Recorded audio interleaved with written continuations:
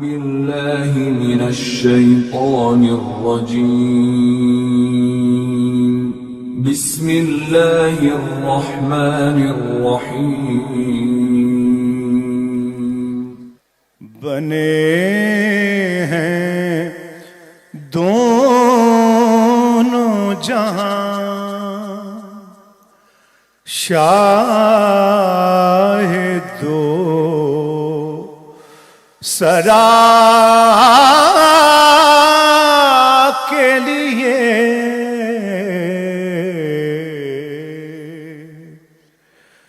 اور سجی ہے محفل کونین مصطفیٰ کے لیے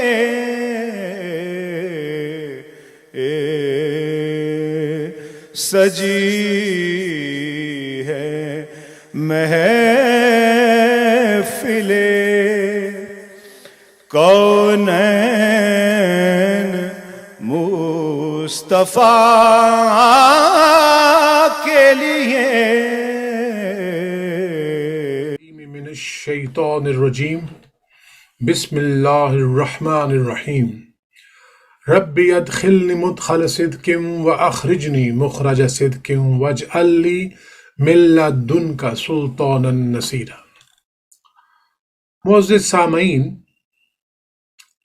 ہم نیند اور خواب کے دلچسپ موضوع پر آج کی گفتگو کا آغاز ایک مختصر سی وضاحت اور نیند کی تعریف یعنی اس کے معنی و مطالب سے کریں گے. ہمارے دماغ میں نرو سیلز یعنی اعصابی خلیوں کا ایک گروہ ہے جو اگر ایکٹیو ہو تو ہمیں بیدار اور ہوشیار یعنی کانشیس اینڈ الرٹ رکھتا ہے. اعصابی خلیوں کے اس گروہ کو ریٹیکولر ایکٹیویٹنگ سسٹم کہا جاتا ہے. جب اعصابی خلیوں کا یہ گروپ ان ایکٹیو ہو جائے تو ہم چاہتے ہوئے بھی خود کو بیدار اور ہوش میں نہیں رکھ سکتے اور نیند کی آغوش میں چلے جاتے ہیں. نیند کی تعریف کچھ اس طرح سے کی گئی ہے کہ periodic, natural, reversible and near total loss of consciousness, یعنی نیند ایک عارضی، قدرتی اور قریب قریب بے ہوشی کے وقفے کا نام ہے. نیند کا دورانیہ 24 گھنٹوں میں سے اوسطاً 6 سے 8 گھنٹے کا وقفہ ہے. گویا ہم اپنی زندگی کا تقریباً 1/3 حصہ سو کر گزارتے ہیں، اور نیند کے اس وقفے کے دوران شعور اور ارادہ ایکٹیو نہیں ہوتے، اور اوسطاً 6 سے 8 گھنٹوں کی نیند میں 4 سے 6 سلیپ سائیکلز ہوتے ہیں، اور ہر ایک سلیپ سائیکل کم و بیش 90 سے 100 منٹ طویل ہو سکتا ہے، جو نیند کی 2 اقسام پر مشتمل ہوتا ہے. نیند کا آغاز پہلی قسم یعنی naan rapid eye movement sleep سے ہوتا ہے، جس میں ہماری آنکھوں پر کسی قسم کی حرکت کا گمان نہیں ہوتا اور اس کی 3 سٹیجز ہوتی ہیں. جبکہ دوسری قسم نیند کی، جسے سلیپ سائیکل کی 4تھ سٹیج بھی کہا جاتا ہے، ریپڈ آئی موومنٹ سلیپ کہلاتی ہے. اس میں آنکھوں کی پلکوں اور ڈھیلوں یعنی آئی بالز کی حرکت سے یہ گمان ہوتا ہے جیسے ہم کچھ دیکھ رہے ہوں. دراصل یہ گمان صحیح ہوتا ہے اور ہم خواب میں مناظر دیکھ رہے ہوتے ہیں، خواب دیکھ رہے ہوتے ہیں، اور زیادہ تر خواب ہم ریپڈ آئی موومنٹ نیند ہی میں دیکھتے ہیں. ریپڈ آئی موومنٹ نیند کے دوران دماغ کا زیادہ حصہ ایکٹیو ہوتا ہے، لیکن گردن سے نیچے کے تمام تر پٹھے مفلوج ہوتے ہیں. اگر آپ کو کبھی تجربہ ہوا ہو کہ آپ اپنے جسم کو حرکت دے کر اٹھنا چاہتے ہوں لیکن آپ اٹھ نہیں سکتے، تو ایسا اس وجہ سے ہوتا ہے کہ آپ کے دماغ نے آپ کے ان پٹھوں کو مفلوج کیا ہوتا ہے جو آپ کو حرکت میں لاتے ہیں، جو آپ کے ارادے مطابق حرکت میں آتے ہیں.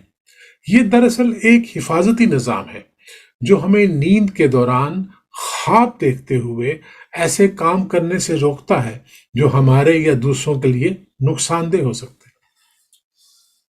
یہ حفاظتی نظام بیرونی حسی محرکات کو بھی روک دیتا ہے، جیسا کہ آپ نے سلائیڈ میں دیکھا۔ اس کے علاوہ نیند کے دوران کسی کے چھونے یا کوئی آواز سننے پر بھی ہمارا رد عمل نسبتاً کم ہوتا ہے۔ بعض لوگ تو اتنی گہری نیند سوتے ہیں کہ آپ انہیں ہلائیں جلائیں یا آواز دے کر بلائیں تو انہیں خبر تک نہیں ہوتی۔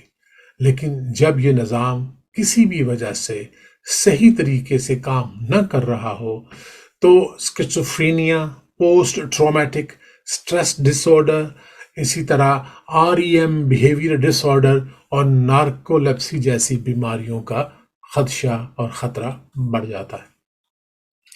مجھے سامعین، 6 سے 8 گھنٹوں کا یہ وقفہ یعنی تقریباً زندگی کا 1/3 حصہ جو ہم نیند میں گزارتے ہیں، آخر اس کا مقصد کیا ہے؟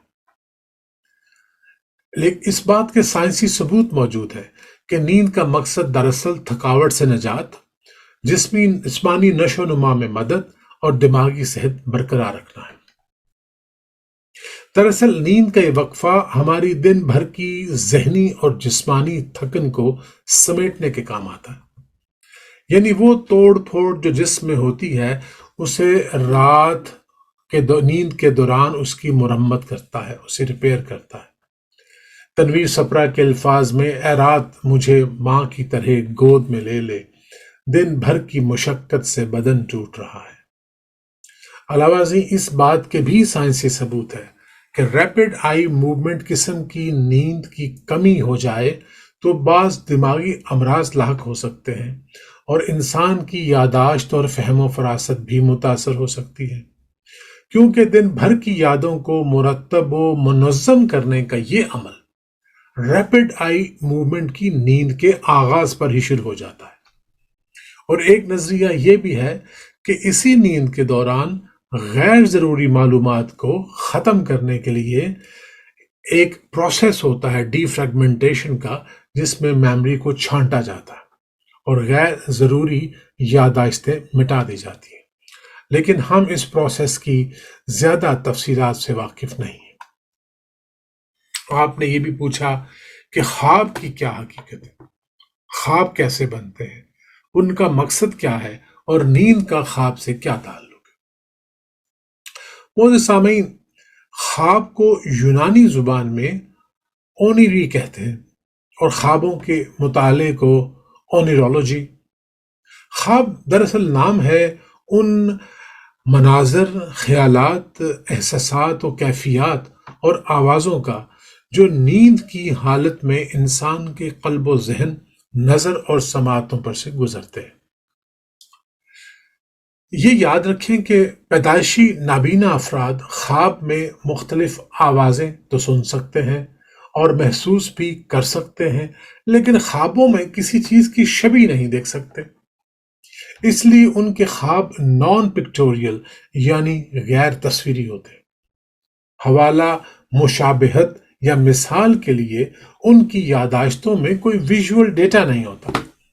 ان کے پاس اپنے آپ کو مثال یا حوالہ دینے کے لیے کوئی تصویر نہیں ہوتی۔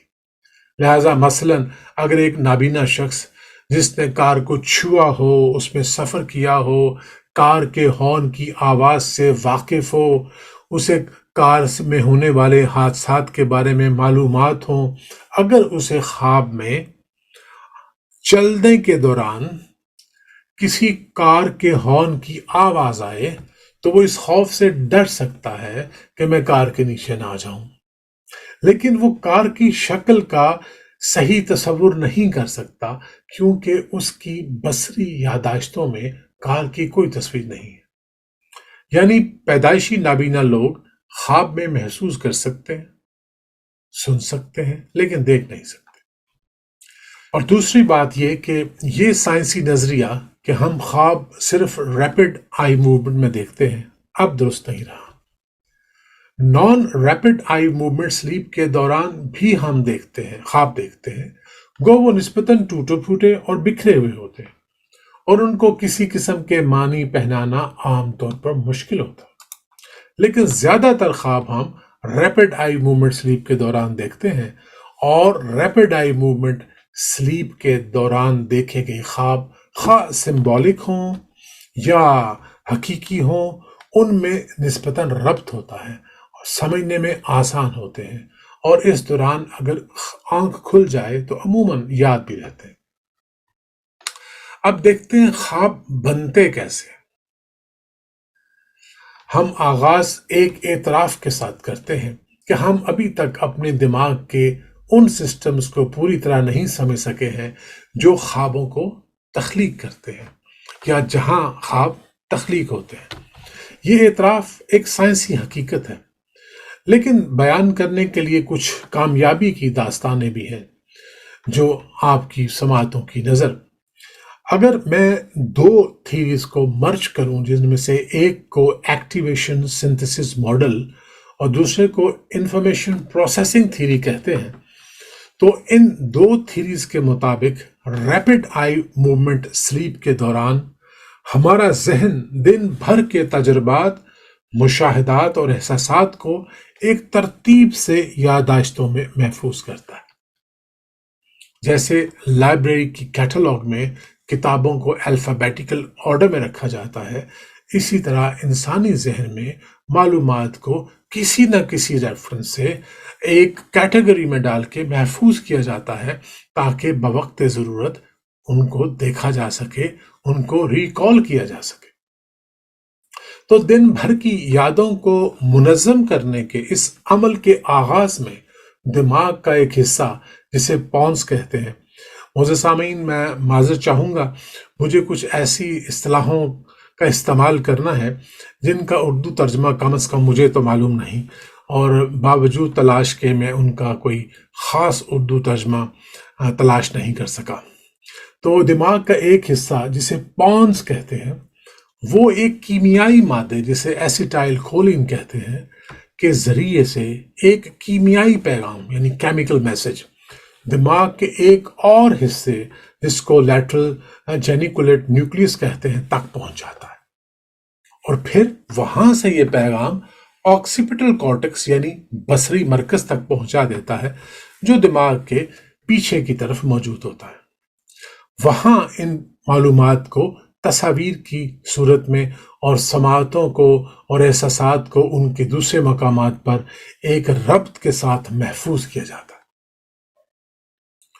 اسی لیے ان پیغامات کو پی جی او ایکٹیویشن ویوز کہتے ہیں، P for pons, G for geniculate nucleus اور O for occipital cortex.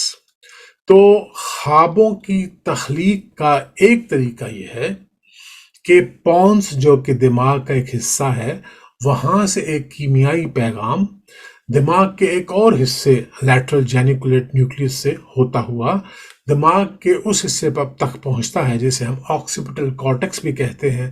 Visual cortex ہے وہ، جہاں پہ تصاویر محفوظ ہوتی ہیں، اس کے ساتھ ساتھ احساسات اور آوازوں کو بھی جہاں جہاں محفوظ کرنا ہوتا ہے ایک لنک کے ساتھ اور ترتیب کے ساتھ محفوظ کر دیا جاتا ہے۔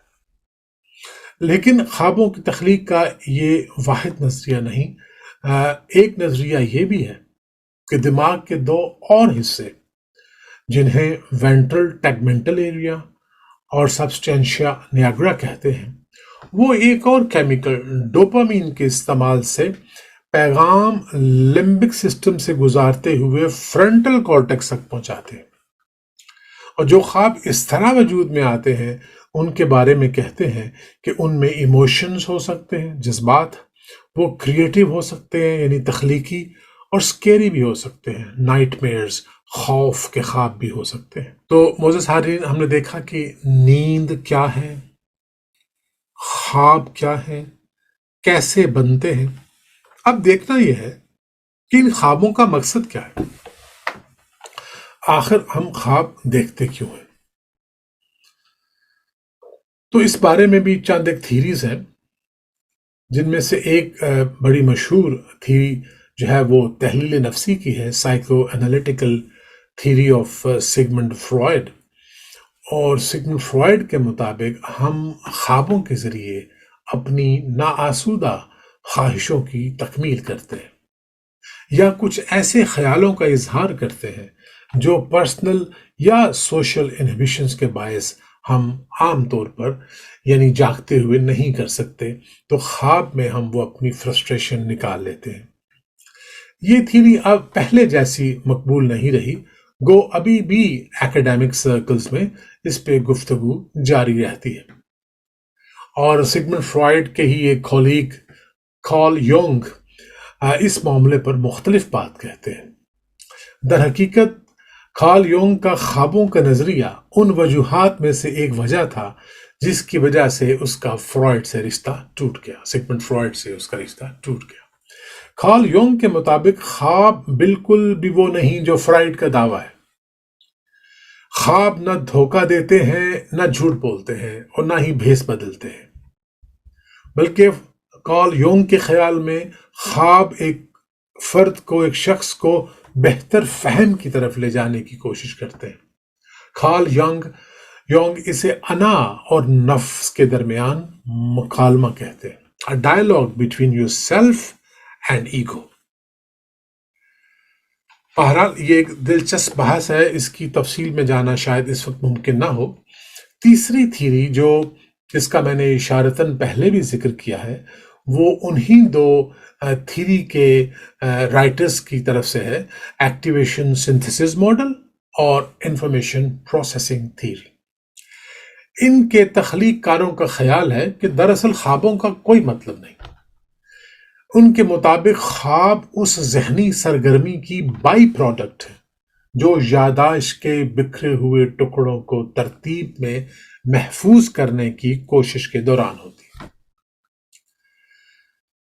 اور کبھی کبھی ایسا ہوتا ہے کہ محفوظ کی جانے والی یاداشت کسی وابستہ اپنے جیسی پرانی یاد یعنی ایسوسیٹڈ تھاٹ کو تازہ کر دیتی ہے، اور جب سامنے کا دماغ فور برین شامل ہو جائے تو معلومات کے بکھرے ہوئے ٹکڑے پرانے اور نئے جب ملتے ہیں تو ہمارے دماغ کا وہ حصہ جو ڈیزائنڈ ہے فل ان دی بلینکس کرنے کا، جیسے ہم بچپن میں کیا کرتے تھے، کمپلیٹ دی سینٹنس، تو مسنگ الفاظ ہم لگایا کرتے تھے، ہمارا ذہن ویسے ہی ان بکھری ہوئی یادوں، بعض اوقات پرانی اور نئی کے مکسچر سے وہ کہانی تخلیق کرنے کی کوشش کرتا ہے جو بڑی پیچیدہ اور دلچسپ ہو سکتی ہے، اور کبھی کبھی بالکل ایسے جیسے کہتے ہیں اضغاث و احلام، ایک کنفیوز قسم کی سٹوری بھی ہو سکتی ہے۔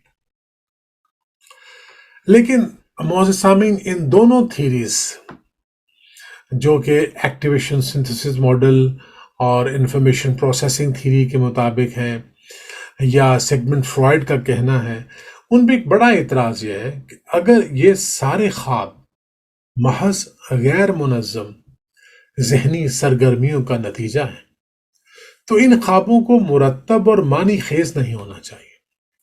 شاید ان محققین نے خوابوں کی نوعیت اور حقیقت کے بارے میں دیگر امکانات پر کافی غور نہیں کیا، جیسے کوگنیٹو ڈیولپمنٹ تھیری جو تھوڑی سی کارل یونگ کے قریب ہے، کے مطابق خواب میں ہمارا برین لرن کرتا ہے اور ہماری ذہانت میں اضافہ ہوتا ہے، اور چھوٹی عمر میں یہ زیادہ اہمیت رکھتا ہے کہ جب یہ یاداشتیں محفوظ ہو رہی ہوتی ہیں اسی وقت ہمارا برین ان معلومات کا جائزہ لیتا ہے اور مطالعہ کرتا ہے، ان کو پرانی معلومات سے لنک کرتا ہے، اور ہمارا فکری لاشعور یعنی کوگنیٹو سب کانشیس ان سے نتائج اخذ کرتا ہے، استنباط کرتا ہے، استخراج کرتا ہے۔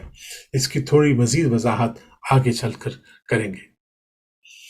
اور ایک اور تھیری جو بہت ہی دلچسپ اور حقیقت کے قریب معلوم ہوتی ہے وہ سیمولیشن ہے۔ اس کے خالق ڈاکٹر مائیکل جووٹ کہتے ہیں کہ چونکہ ہمارے چاروں طرف ہماری بقا کو بہت سارے خطرات لاحق ہیں اور ہمارا ذہن ان خطرات کی نقالی کرتا ہے، اور ہمیں ایک تصوراتی تجربے کے ذریعے ہمیں ان خوف و خطرات سے گزارتا ہے، تاکہ جب ہم حقیقی زندگی میں ان کا سامنا کریں تو ہم کامیابی سے ان کو مینج کر سکیں۔ جس کی ایک بڑی مثال وہ پائلٹس ہیں جو ہوائی جہاز اڑانے سے پہلے سیمولیٹرز میں پائلٹ کے طور پر تربیت حاصل کرتے ہیں، اور جب وہ ریئل ٹائم ایکسپیرینس میں آتے ہیں، they feel lot more confident because they know what to do, how to do. گو کہ لرننگ کا پروسیس جاری رہتا ہے، اور بہت ساری ایسی سچویشن بھی ہو سکتی ہیں جو وہ سیمولیٹرز میں ایکسپیرینس نہ کر سکے ہوں، لیکن they are very well equipped as compare to those جن کی سیمولیٹرز میں ٹریننگ نہ ہوئی ہو۔ تو اسی طرح ہمارا برین سیمولیشن کے ذریعے ہمیں لاحق یا مستقبل میں آنے والے ممکنہ خطرات سے آگاہ کرتا ہے، اور ان سے نبرد آزما ہونے کے لیے ہمیں تیار کرتا ہے۔ اور ایک اور بات کہ جب بھی کوئی واقعہ محفوظ ہوتا ہے ہماری یادداشتوں میں، جیسے میں نے پہلے عرض کیا کہ اس واقعے کے ساتھ وابستہ سماعتیں، احساسات بھی محفوظ ہو جاتے ہیں۔ اس کے بعد کچھ پریکٹیکل اپلیکیشنز ہیں، جیسے میں نے پہلے آپ سے عرض کیا تھا کہ ہمارا دماغ یادداشتوں کو ایک خاص ترتیب میں محفوظ کرتا ہے۔ جیسے ہم لائبریری میں کتابوں کو رکھتے ہیں یا اپنے بک شیلف پہ رکھتے ہیں کہ یہاں پہ ہسٹری کی بکس پڑھی ہیں، ادھر جو ہے سائیکالوجی کی بکس پڑھی ہیں، تاکہ آپ کو پتہ ہو کہ آپ نے کون سی کتاب لینی ہے اور تلاش میں آسانی رہے۔ ورنہ ہزاروں کتابوں میں ایک کتاب تلاش کرنی ہو اور چیزیں ترتیب سے نہ پڑھی ہوں تو اٹس ناٹ پاسبل، پریکٹیکل نہیں ہے۔ تو دماغ بھی ایسے ہی کرتا ہے، یہ معلومات کو ایک خاص ترتیب سے ہماری یادداشتوں میں محفوظ کرتا ہے۔ تو اس کا حوالے سے میں ذاتی تجربہ آپ سے شیئر کرنا چاہتا ہوں کہ میں ایک دفعہ ایک کتاب پڑھ رہا تھا نفسیاتی تجزیے پر، اور اسی رات میں نے خواب میں اسی موضوع پر، یعنی نفسیاتی تجزیے کے موضوع پر ایک ایسی کتاب کھلی ہوئی دیکھی۔ اس کے کچھ صفحوں پر میری نظر پڑی جو میں نے برسوں پہلے پڑھی تھی۔ اصل میں ہوا یہ کہ جب میرا دماغ نئی معلومات کو محفوظ کر رہا تھا تو اسی معلومات پر محفوظ ایک اور کتاب کے بارے میں آگاہ ہوا، اور جو ہی میرا کوگنیٹو سب کانشیس اس سے آگاہ ہوا تو کیوریس ہو گیا کہ میں اس کتاب کو دوبارہ پڑھوں۔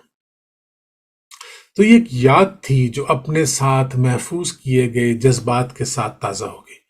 ایسا پریکٹیکل لائف میں بھی ہوتا ہے، جیسے آپ اپنی کوئی کتاب کہیں رکھیں محفوظ بک شیلف میں، اور وہاں پڑھی کتاب پہ آپ کی نظر پڑ جائے اور آپ اسے اٹھا کے پڑھنا شروع کر دیں۔ تو یہ تجربہ ان لوگوں کے لیے جو بہتر طور پر سمجھنے کے خواہاں ہیں کئی خوابوں کی وضاحت کرتا ہے۔ یہ دراصل طلاسم خیال کی ایک مثال ہے، ایسوسیٹڈ تھاٹ کی، which is one of the important tools of memory۔ اس کے علاوہ ایک دلچسپ بات اور بھی ہے کہ ہمارا ذہن اور ہماری آنکھیں اور ہماری سماعتیں اکثر اوقات ایسا ہوتا ہے کہ ہمارے علم میں لائے بغیر اپنے مشاہدات کو محفوظ کرتی۔ اس کی مثال ایسے ہے جیسے میں کوئی ایک کام کر رہا ہوں، جیسے اس وقت میں یہ گفتگو کر رہا ہوں اور پوری توجہ سے گفتگو کر رہا ہوں۔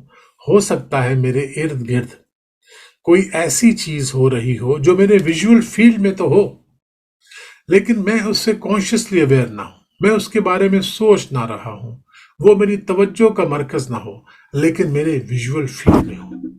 اسی طرح ہو سکتا ہے کوئی آواز ہو جو عام طور پہ میں سن سکوں، لیکن اس وقت میری چونکہ توجہ اتنی زیادہ اس گفتگو کی طرف ہے کہ وہ آواز شاید شعوری طور پر میں اس سے آگاہ نہ ہوں، لیکن وہ آواز اور وہ منظر دونوں میری آنکھ کا یہ کیمرہ اور میری سماعتیں ریکارڈ کر رہی۔ اس کی اپلیکیشن یہ ہے کہ کبھی کبھی ہم خواب میں کوئی ایسی چیز دیکھتے ہیں، ایسی آواز سنتے ہیں یا ایسا چہرہ ہمارے سامنے آتا ہے جو ہمیں بڑا اجنبی لگتا ہے، لیکن دراصل وہ ہمارے مشاہدات سے گزری ہوئی یادیں ہوتی ہیں۔ اور اس کے علاوہ کئی ایسی یادداشتیں ہیں جو محفوظ کرنے کے عمل کے دوران حذف کر دی جاتی۔ ورنہ اگر کنٹینیوس ویڈیو ریکارڈنگ ہو تو کس قدر میموری چاہیے ہوگی.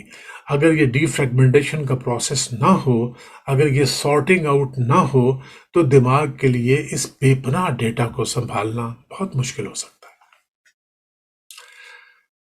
معزز سامعین، آئیے چلتے ہیں کچھ ریئر ڈریمز کی طرف. ہو سکتا ہے آپ میں سے کچھ لوگوں نے نیند کے دوران خواب دیکھتے ہوئے یہ تجربہ آپ کو ہوا ہو کہ آپ اپنی خواب سے شعوری طور پر آگاہ ہوں کہ میں یہ خواب دیکھ رہا ہوں. ان خوابوں کو روشن خواب یعنی لیوسڈ ڈریمز کہتے ہیں. گویا لیوسڈ ڈریم ایسا خواب ہے کہ گو آپ نیند میں ہوتے ہیں لیکن آپ جانتے ہیں کہ آپ خواب دیکھ رہے ہیں. ان خوابوں کے مطالعے میں ایک بڑی رکاوٹ یہ ہے کہ ایسے خواب دیکھنا عام نہیں، لیکن آپ کی دلچسپی کے لیے کہ تحقیقی مقاصد کے لیے for the purpose of research جو لوگ اس ریسرچ کا حصہ بنتے ہیں ان کو ٹرین کیا جاتا ہے کہ وہ خود ترغیبی کے ذریعے نیند میں خوابوں کے بارے میں آگاہ رہنا سیکھتے ہیں. کہ انہیں سکھایا جاتا ہے کہ جب تم سو گے تو جو خواب بھی تم دیکھو گے you have to learn to develop the skill of being conscious of what you are dreaming. کہ وہ خواب جو آپ دیکھ رہے ہیں ایک خاص تربیت کے بعد حالت نیند میں آپ آگاہ رہ سکیں کہ آپ کیا دیکھ رہے ہیں. It's a research which is happening in different research centers just to study the nature of dreams. اس کے بعد ایک دلچسپ تھیری جس کی طرف میں کسی اور حوالے سے اشارہ کر چکا ہوں کہ کوگنیٹو ڈیولپمنٹ تھیری جو کہ جس کی وجہ جو کہتی ہے کہ ہم خواب کے دوران سیکھتے ہیں، لیکن اس کی ایک اور بھی اپلیکیشن ہے کہ کوگنیٹو ڈیولپمنٹ تھیری کچھ ایسے خوابوں کی وضاحت بھی کرتی ہے جن کے بارے میں معلومات بہت کم ہے. جیسے بعض اوقات خواب میں دیکھے کہ مستقبل کے واقعات بالکل درست نکل آتے ہیں، یا جیسے ایک ایسا مسئلہ جس کے بارے میں آپ کافی عرصے سے غور و فکر کر رہے ہوتے ہیں اس کا حل اچانک خواب میں مل جاتا ہے. انسانی دماغ بعض اوقات نیند کے دوران لا شعوری طور پر، اس کا میں نے ذکر کیا، کوگنیٹو سب کانشیس جو ہے تجزیہ کرنے کے قابل ہوتا ہے اور چوائسز بھی کر سکتا ہے. آپ کی مرضی ہے ہوش میں آنے کے بعد وہ انتخاب قبول کریں یا رد کر دیں. اس کی دو مثالیں، ان میں سے ایک یہ کہ 1911 میں کوانٹم تھیری کے بانی نیل بور جو ہیں ایٹم کی ساخت کو سمجھنے کی کوشش کر رہے تھے، لیکن کوئی صورت نکلتی دکھائی نہیں دیتی تھی. تو ایک دن اسی سوچ و بچار میں وہ سو گئے اور انہوں نے نیند کے دوران ایک متاثر کن خواب دیکھا جس میں ایٹم کے نیوکلیس کو دیکھا جس کے گرد الیکٹران گھوم رہے تھے. اسی طرح ایک اور سائنسدان آگسٹ کیکولی نے بنزین کے مالیکیولز کو، جیسا کہ آپ سلائیڈ میں دیکھ رہے ہیں، اپنی نیند کے دوران دیکھے گئے خواب میں دریافت کیا تھا. ایسے خوابوں کی کئی اور مثالیں بھی موجود ہیں. تو معزز سامعین، ابھی تک ہم نے جو گفتگو کی اس میں ہم نے ذکر کیا نیند کا کہ نیند کیا ہے، نیند کی اقسام کیا ہیں، نیند کی سائیکلز کیا ہیں، اور نیند کے ایک سائیکل کا کتنا دورانیہ ہوتا ہے. پھر ہم نے خوابوں کے بارے میں گفتگو کی کہ خواب کیا ہیں، کیسے تخلیق ہوتے ہیں اور ان کا مقصد کیا ہے. یہ وہ معلومات ہیں جو ہم تک سائنس نے پہنچائی. چلیے دیکھتے ہیں کہ مذہب نیند اور خواب کے بارے میں کیا کہتا ہے. تو میں آغاز ایک آیت سے کروں گا کہ وَجْعَلْنَا نَوْمَكُمْ سُبَاتًا، اور بنایا ہم نے نیند تمہاری کو سباتا، آرام و راحت،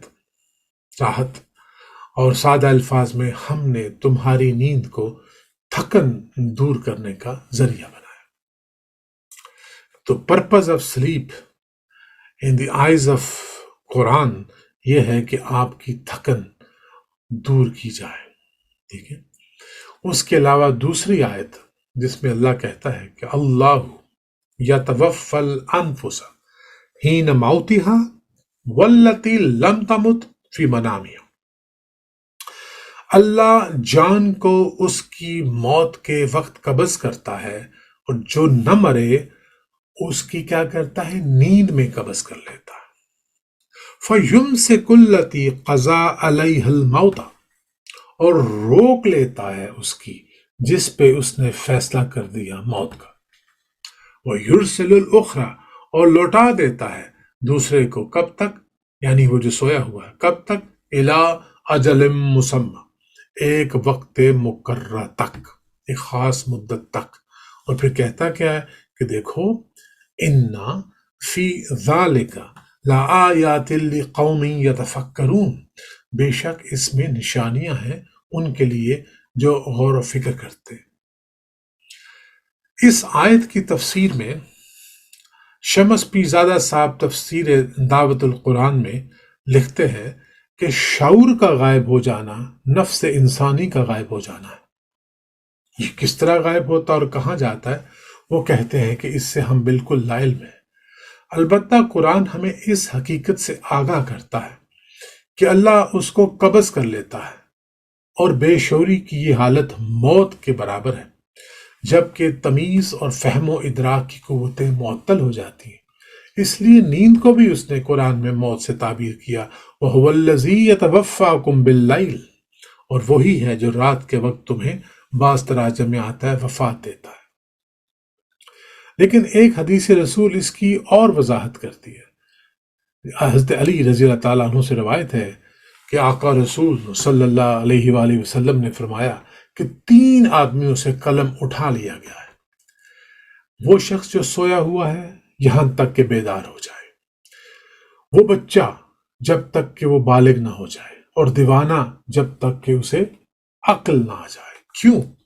ان تینوں میں شعوری تجزیہ کرنے اور شعوری انتخاب کرنے کی جو صلاحیت ہے موجود نہیں، اس لیے وہ اپنے اعمال کی سزا کے مستحق نہیں۔ لیکن اس کے علاوہ ایک اور اسکول آف تھاٹ ہے جس کا خیال ہے کہ خواب کے دوران ہمارا غیر مادی وجود، میں اسے کوئی نام نہیں دوں گا، غیر مادی وجود غیر مادی کائنات سے رابطہ استوار کرتا ہے۔ یہ جو کانسیپٹ ہے، this is an important part of the mystical experience. یہ جو جس کو ہم روحانی تجربہ کہیے، پیک ایکسپیرئنس کہیے، بلس کہیے، کچھ لوگوں کا خیال ہے کہ اس میں تعلق ہے ہمارے اس غیر مادی وجود کا جو کہ اس غیر مادی کائنات سے رابطہ کرتا ہے، ٹھیک ہے، اور جس کے نتیجے میں اسے کچھ ایکسپیرئنس حاصل ہوتا ہے، اور خواب میں بھی کچھ ایسا ہی ہوتا ہے کہ ہمارا غیر مادی وجود ایک انٹرسیکٹ کرتا ہے کچھ اور ڈائمینشنز کے ساتھ۔ تو دس از اے اسکول آف تھاٹ، جو کہ صوفیہ کے ہاں کافی زیر بحث رہتا ہے۔ یہاں میں وحی کی طرف اشارہ نہیں کر رہا، بلکہ یہ سمپل الفاظ میں یوں یاد رکھیے کہ کچھ سوچنے والوں کے خیال میں دوران خواب جو ہمارا شعور ہے وہ اس مادی دنیا سے اس طرح متعلق نہیں رہتا جیسے کہ جاگتے میں ہوتا ہے، اور کسی اور یعنی غیر مادی کائنات سے رابطہ استوار کرتا ہے، انٹرسیکٹ کرتا ہے۔ یہ تو تھی بات نیند کی۔ آگے چلتے ہیں خواب کی طرف۔ تو مذہب خوابوں کی اہمیت کو تسلیم کرتا ہے اور ان کی تعبیرات کے علم کی تصدیق کرتا ہے۔ قرآن جن خوابوں کے بارے میں بتاتا ہے وہ نہ تو بکھری ہوئی یادیں ہیں، نہ ہی خوف اور مایوسی کی عکاس ہیں، بلکہ خبریں ہیں، حکم ہیں، جیسے حضرت یوسف علیہ السلام نے اپنے والد گرامی سے کہا کہ اذ قال یوسف لأبیہ یا ابتی انی رأیت 11 کوکبا والشمس والقمر رأیتہم لی ساجدین، کہ اے ابا، اے میرے باپ، میں نے خواب میں دیکھا ہے کہ 11 ستارے، سورج اور چاند مجھے تعظیمی سجدہ کرتے۔ یہ خواب چھوٹی عمر میں دیکھا گیا۔ تو آپ کے والد نے کہا کہ یہ خواب اپنے بھائیوں کو نہ سنانا، کیونکہ شیطان جو ہے وہ انسان کا دشمن ہے، ایسا نہ ہو کہ وہ گمراہ ہو جائیں اور تجھے کوئی نقصان پہنچا دے۔ سو ہی نیو کہ اس خواب کا مطلب یہ ہے کہ یوسف علیہ السلام کو حکومت دی جائے گی اور 11 بھائی ماں اور باپ یوسف علیہ السلام کے آگے تعظیمی سجدہ کریں گے۔ تو یہ ایک علامتی خواب تھا، ایک سمبولک ڈریم جس میں مستقبل کی خبر دی گئی۔ اب اگلا خواب دیکھیے جس کے بارے میں اللہ کہتے ہیں کہ ہم نے یہ خواب دکھایا۔ کیا خواب دکھایا؟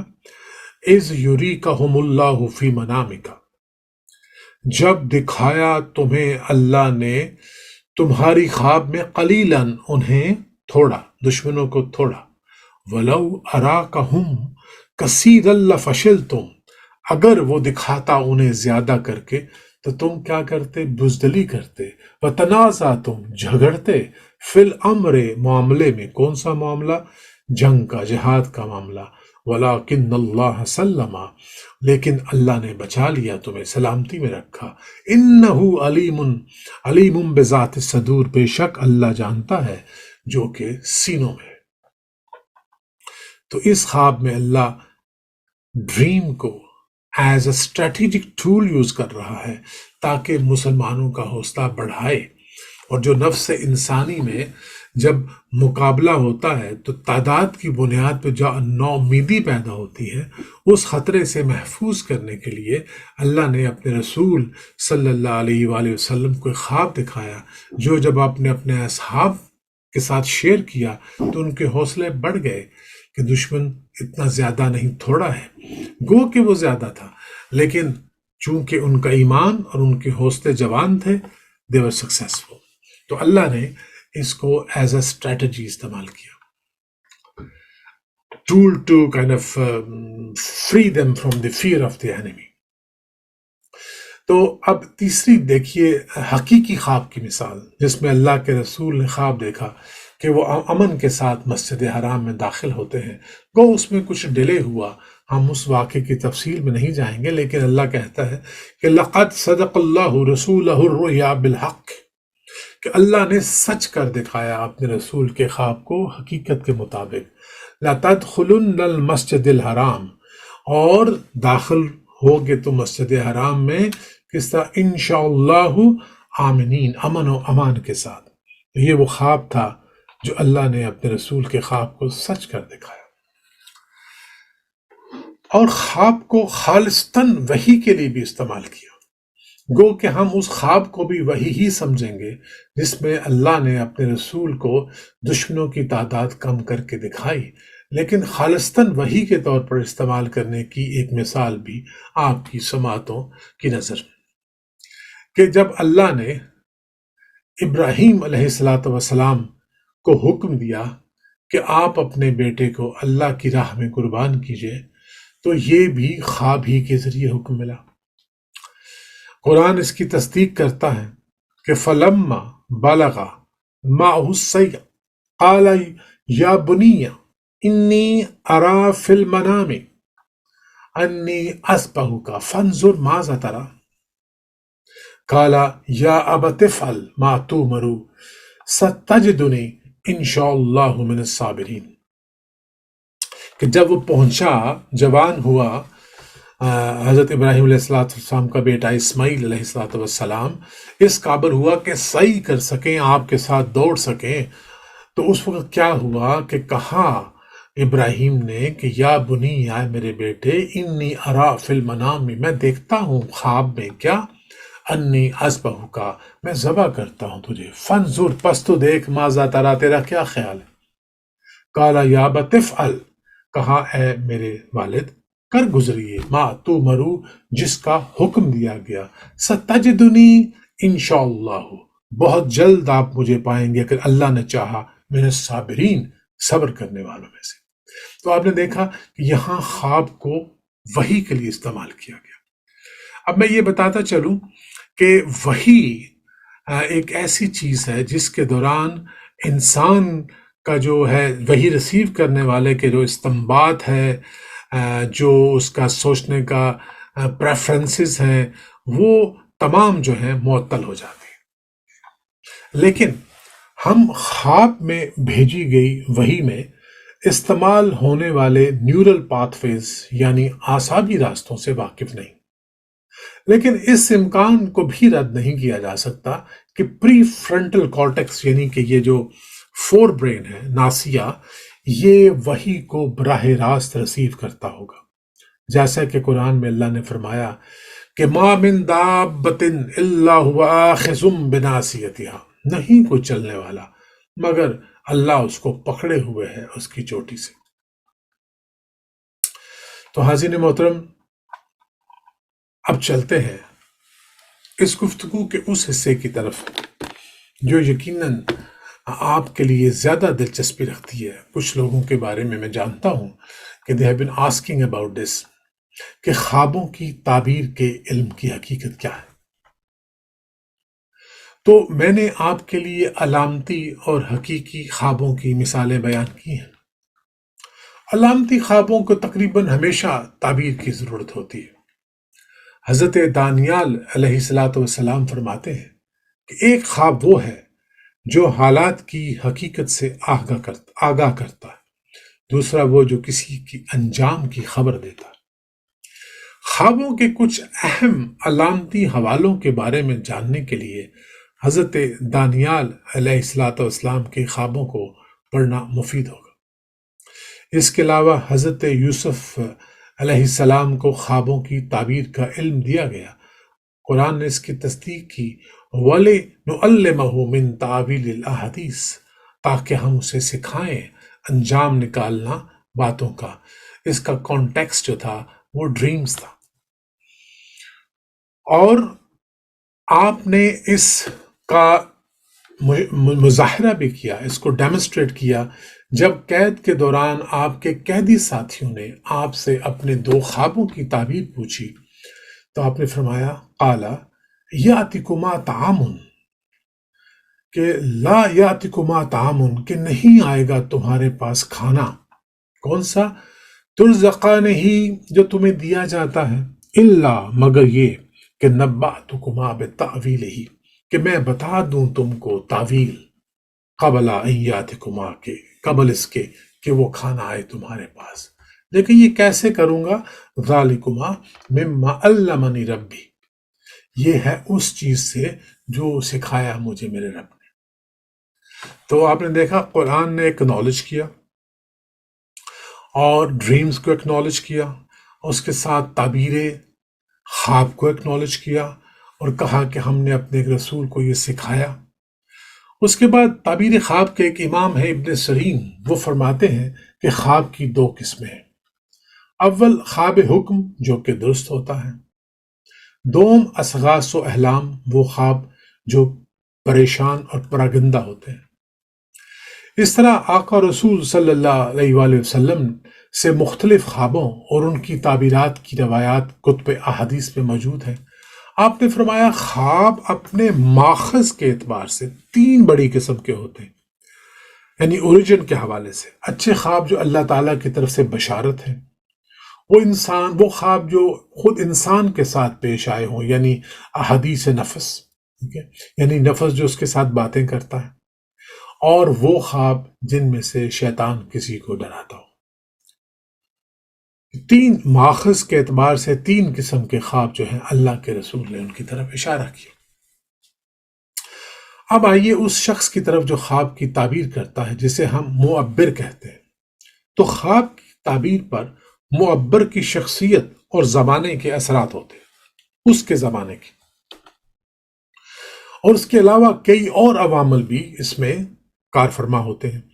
مثلا ایک معبر جسے انگلش میں اونیرو کرٹک کہتے ہیں، کو خواب کی تعبیر کرتے وقت غیر جانبدار ہونا چاہیے، اس کا کسی قسم کا کانفلکٹ آف انٹرسٹ نہیں ہونا چاہیے، یعنی تعبیر کرنے والے اور خواب دیکھنے والے کے درمیان مفادات کا ٹکراؤ نہیں ہونا چاہیے، اسے نفس انسانی کے رویوں اور فطرت سے آگاہ ہونا انتہائی ضروری ہے۔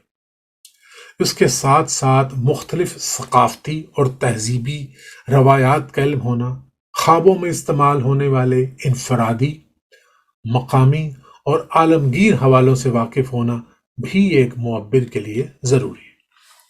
اب وہ شخص آتا ہے جس نے خواب دیکھا۔ تعبیر دیتے وقت اس شخص کی جنس، عمر، شخصیت، ازدواجی حیثیت، تعلیم، ذہانت، پیشہ، معاشرے میں اس کی حیثیت، یہ تمام چیزیں پیش نظر ہونی چاہیے۔ دیکھنا ہوگا کہ کیا وہ شخص حقیقت پسند ہے یا رومانوی یعنی آئیڈیلسٹک، یا خوف زدہ اور مایوس، اور اس کے ارد گرد اور اس کے اندر کیا چیلنجز ہیں۔ اس کی جسمانی صحت، ذہنی صحت اور جذباتی صحت کیسی ہے۔ خواب کی تعبیر کرتے وقت ان سب باتوں کو کنسیڈر کرنا ضروری ہے۔ اب وہ لوگ جو خوابوں کی تعبیر کرنا چاہتے ہیں، انہیں چاہیے کہ آغاز میں اپنے خوابوں کی تعبیر کریں، لیکن خوف، مایوسی یا جوش کے ساتھ نہیں، بلکہ ایک پڑھے لکھے تجسس کے ساتھ خوابوں کا منطق اور استدلال سے تجزیہ کریں اور موضوع کے بارے میں اپنی گہری سمجھ پیدا کریں۔ Develop a deep understanding. آپ اس شخص کے خوابوں سے بھی شروعات کر سکتے ہیں جسے آپ واقعی اچھی طرح جانتے ہیں، جو آپ پر بھروسہ کرتا ہے اور اپنے خوابوں کو ایمانداری کے ساتھ بیان کر سکتا ہے۔ لیکن خوف کے ساتھ محض بری تعبیریں نہ دیں، بلکہ امید اور خوشخبری دیں۔ محترم سامعین، المختصر، خوابوں کی تعبیر سیکھنے کے شوقین حضرات کے لیے یہ جاننا بھی مفید ہے کہ سائنس ابھی تک سچے اور تخلیقی خوابوں کی نوعیت کو اعتماد کے ساتھ بیان کرنے سے قاصر ہے۔ مزید برآں سائنس ابھی تک وحی کی نوعیت کو جاننے اور وحی کے اور ایسے سچے خوابوں کے ماخذ کو سمجھنے میں دور ہے جو حقیقی معنوں میں مستقبل کی پیشین گوئیاں کرتے ہیں۔